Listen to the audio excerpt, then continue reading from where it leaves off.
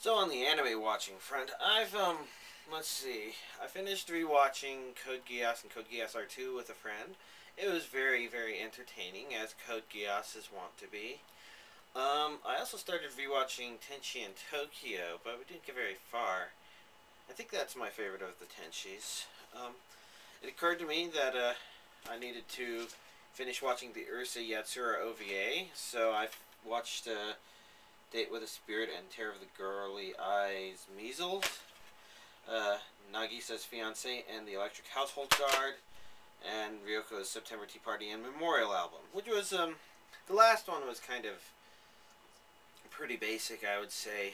Not a whole lot of, new content. It's kind of a wind down the series way from an OVA point of view, I would guess. Not bad. It was entertaining Ursa Yatsura, but I'm running out of Ursa Yatsura stuff I can watch. I also watched Soul Eater Part 4. And I have to say, the ending actually turned out better than I was expecting, based upon what people had said to me. It wasn't, there were other cool things I thought could have happened, but I was pretty satisfied with, and I guess I probably shouldn't actually talk about it too much in case you don't want to watch it. I also finished Hellgirl 2 Mirrors, and, once again, I think I have thoughts about why it probably doesn't insult me as much, or doesn't make me as enraged as the first one did, but I don't know how much I can talk about that without spoiling it. It was just entertaining, as Hellgirl has tended to be. And finally, I just finished watching the first 13 episodes of Gold Glow 13, and it was okay. The sniper part's really quite interesting, where somebody's trying to outsmart him, or he's being shown how he outsmarts other people, or these awesome sniping things he does. It's just kind of counterbalanced by the stereotypical machismo, or throwing action in your face.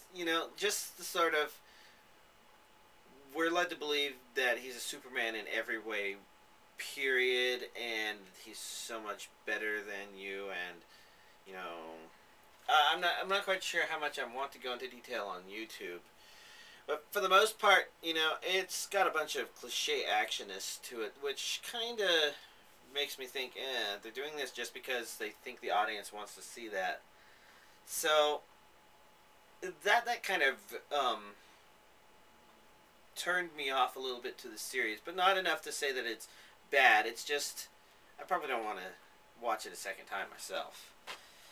But if you're the kind of person that really, really, really likes your mature anime, and that's not to say that there's other anime that aren't mature I'm talking about anime that is mature from the point of view of including things that you would not want to show to a young audience. Explosions, people dying, sex, etc. like that. Golgo 13 may actually be something like that if you also want to see somebody who's smart at what he does. So, once again, other stuff that came out this week. We had Amazon listed something called Princess Resurrection 3, but I believe that was just a mistake on their part, and it's just a Princess Resurrection Complete collection.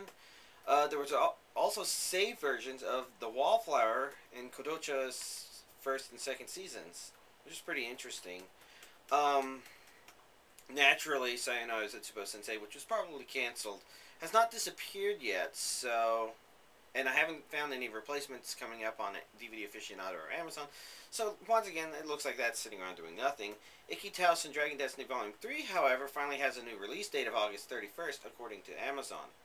Which is also the same date as the Ikki-Taos and Premium Box, which I'm not quite sure what's going to be in there, other than maybe all of the original Ikki-Taos, but there could be more to it than that. Maybe it also has Dragon Destiny, and that's why it has the same release date as Dragon Destiny Volume 3.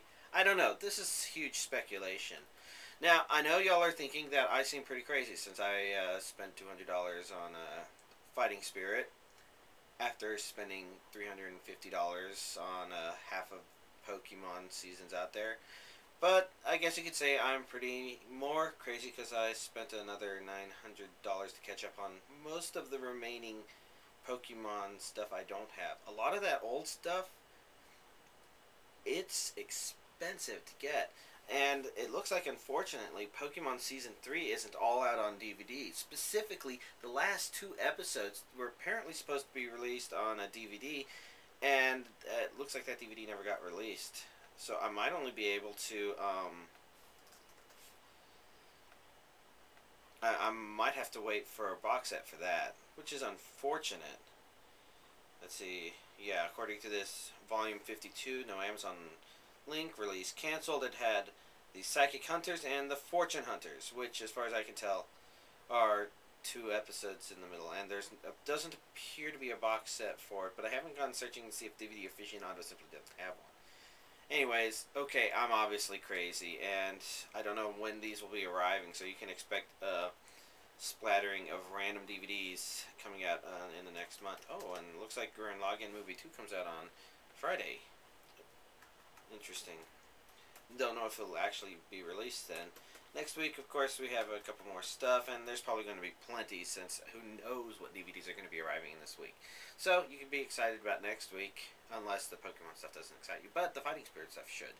So, interesting. See y'all next week.